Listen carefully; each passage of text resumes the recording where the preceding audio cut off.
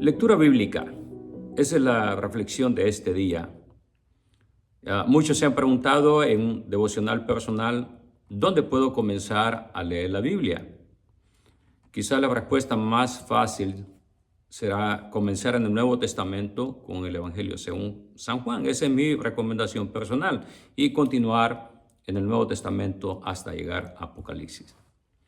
En el Antiguo Testamento, si esta es una lectura devocional personal, es decir, no es una lectura sistemática en la cual comenzamos a leer desde Génesis hasta llegar al final nuevamente, podemos incluir en nuestra lectura bíblica, cualquiera que sea el método que usemos, siempre incluir un capítulo del libro de Proverbios, ya sea que leamos del Antiguo o del Nuevo Testamento, siempre incluir en esta lectura de todos los días un capítulo diario del libro de Proverbios.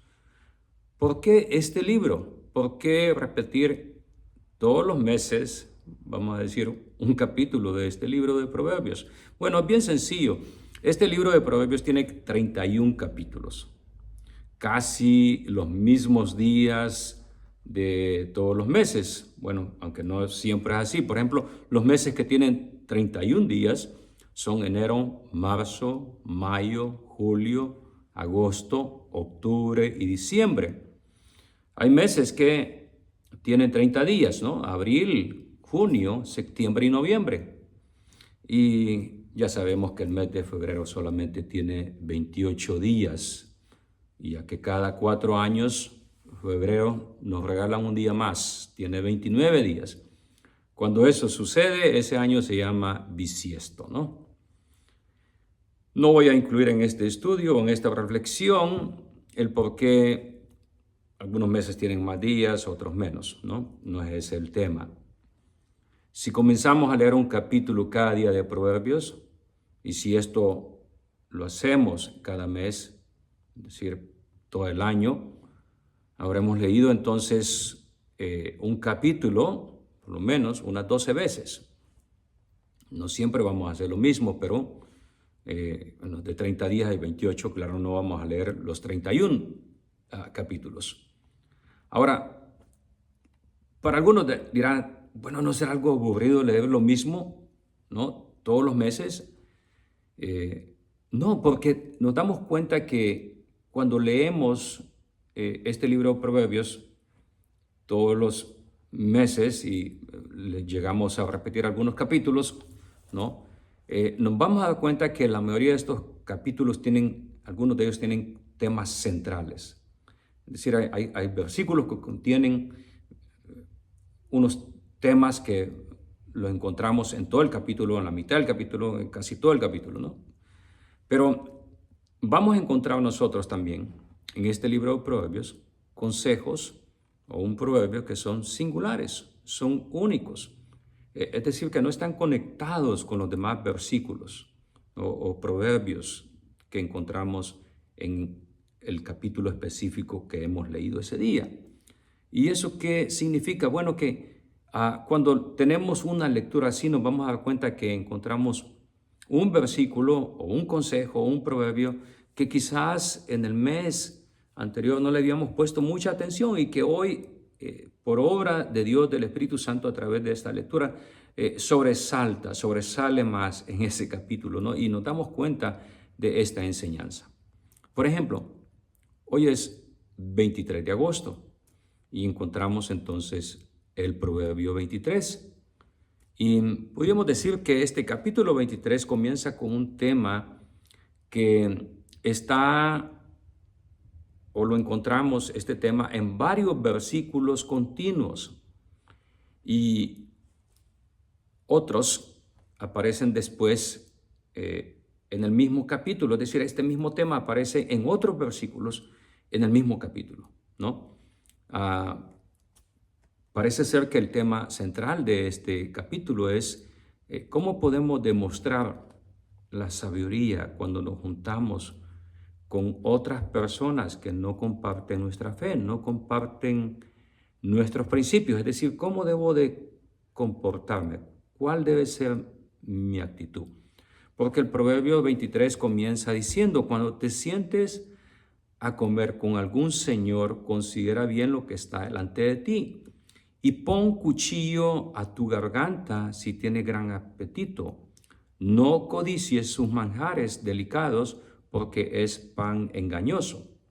Y continúa este tema, parece ser, ¿no? El versículo 6 en adelante dice, no comas pan con el avaro ni codicies sus manjares, porque cuál es su pensamiento en su corazón, tal es. Come y bebe, te dirá, mas su corazón no está contigo. Vomitarás la parte que comiste y perderás tus suaves palabras. Entonces vemos que hay un tema y es cómo debe ser nuestro comportamiento, nuestra actitud cuando nos juntamos o tenemos que estar con personas incrédulas que no comparten nuestra fe. Ahora, este parece ser un tema en todo el capítulo, pero el versículo 9 sobresale. Es como un consejo singular. No está asociado con un versículo antes o después, es decir, no tiene un contexto. No, este versículo 9, es decir, capítulo 23, versículo 9, se puede leer por sí solo y contiene un consejo muy sabio, que de hecho es algo que se puede repetir en todo el libro de Proverbios. Y alguien podría también decir que este texto se puede aplicar al tema general, ¿no? Es decir, cómo nos comportamos con personas no creyentes. Y creo que sí también podría caber ahí, aunque parece ser que es un consejo aislado, singular. Dice Proverbios 23:9, y leo de la versión 1960. No hables a oídos del necio, porque menospreciará la prudencia de tus razones. Y me interesó leer este versículo en otras versiones de la Biblia y usé la Nueva Traducción Viviente. Y dice así, no gastes saliva con los necios, porque despreciarán hasta el más sabio consejo. Este proverbio no nos habla, nos enseña acerca de la pérdida del tiempo que podemos sufrir al tratar de mantener un diálogo, una conversación con una persona necia, es decir, una persona que no conoce a Dios. Claramente la Biblia define así el necio, ¿no? Dice el necio, no hay Dios. Dice el necio en su corazón, dice un proverbio, no hay Dios. Entonces, es una conversación con una persona necia, es tiempo perdido. Ahora, ¿qué es un necio? Podemos hacer la pregunta, ¿no? Bueno, quizás lo primero que tenemos que ver es que esta palabra necio se repite muchas veces en este libro de Proverbios. Solamente en este libro de Proverbios, en la versión 1960, se repite 62 veces, ¿no? Esto es interesante, ¿no? Cuando encontramos esto, que esta palabra la encontramos 62 veces, es decir, un tema muy importante de un libro que habla sobre la sabiduría. Y la otra palabra que encontramos 62 veces es la palabra sabiduría. Y la palabra sabio, que es lo contrario a necio, aparece 55 veces. Entonces, podemos ver claramente acá, entonces, que hay más consejos sobre cómo vivir sabiamente, ser una persona sabia, que un necio, ¿no? Estas dos palabras, sabio y sabiduría, combinadamente, duplican, ¿no?, las veces que aparece la palabra necio en Proverbios. Ahora, nuevamente, ¿qué es un necio? Una definición fácil que encontramos de necio según la Real Academia Española, es decir, la agencia que regula el lenguaje nuestro, dice que el necio es un adjetivo y que un adjetivo es una palabra que describe la cualidad de una cosa o una persona. Entonces, ¿qué es un necio? Lo define así: ignorante, que no sabe lo que podía o debía saber. Otra definición, otra descripción de la palabra necio es falto de inteligencia o de razón. Y usa algunas palabras similares que Para nosotros usarlas quizás sería ofensivo llamar a una persona, ¿no? De esta manera. Pero las palabras similares de necio es tonto, bobo, estúpido, inepto. Y hay otras palabras que no las había escuchado yo hasta que leí esta definición. Soquete, sopenco. No sé si esas palabras en algunos países son muy ofensivas y pido disculpas. Solamente estoy leyendo lo que la Real Academia Española puso allí, ¿no? Y aparece de último la palabra burro, que también es algo muy ofensivo usarlo con una persona. Ahora, es el significado de la palabra necio. Este libro de Proverbios nos aconseja a evitar los necios y a evitar una vida de una manera necia, es decir, vivir una vida sin sabiduría. Esto lo vamos a encontrar muchas veces en este libro de sabiduría de Proverbios, ¿no? De consejos que el Señor nos ha dejado para poder leer. Ahora, Pablo también en el Nuevo Testamento aconsejó a la iglesia, animó, les mandó a vivir una vida sabia y no como un necio. Y esto lo encontramos también repetidas veces en las cartas que él escribió y más específicamente en la carta a la iglesia en Éfeso, Efesios capítulo 5. Podemos leer todo el capítulo 5 porque es un texto, el 5:15, que aparece la palabra necio, pero que buscamos que es vivir neciamente. Podemos leer todo el capítulo 5 y ahí vamos a encontrar que es vivir de una manera necia. Dice Efesios 5:15, por tanto, cuidado con su manera de vivir. No vivan ya como necios, sino como sabios. Ahora, Pablo anima a la congregación que vivan una vida con sabiduría. Dice a continuación, Efesios 5:16, ¿cómo podemos vivir sabiamente? Aprovechando bien el tiempo porque los días son malos. En el versículo 17 incluye de qué manera no debemos de vivir. Es decir, no seamos necios en nuestra manera de vivir. Efesios 5:17. No sean pues insensatos. Procuren entender cuál es la voluntad del Señor.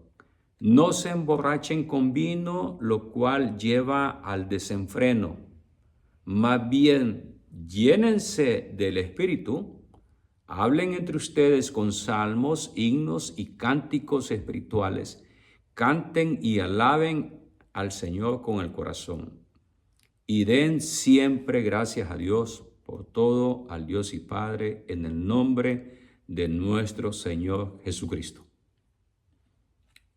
En esta reflexión se dan cuenta que he incluido una parte del Nuevo Testamento. ¿Y por qué es muy importante esto? Bueno, porque podemos leer un libro del Antiguo Testamento como este libro de Proverbios, pero también podemos incluir una lectura en el Nuevo Testamento que nos vamos a dar cuenta que está hablando de ese tema central, de cómo podemos vivir también en sabiduría y no como necios.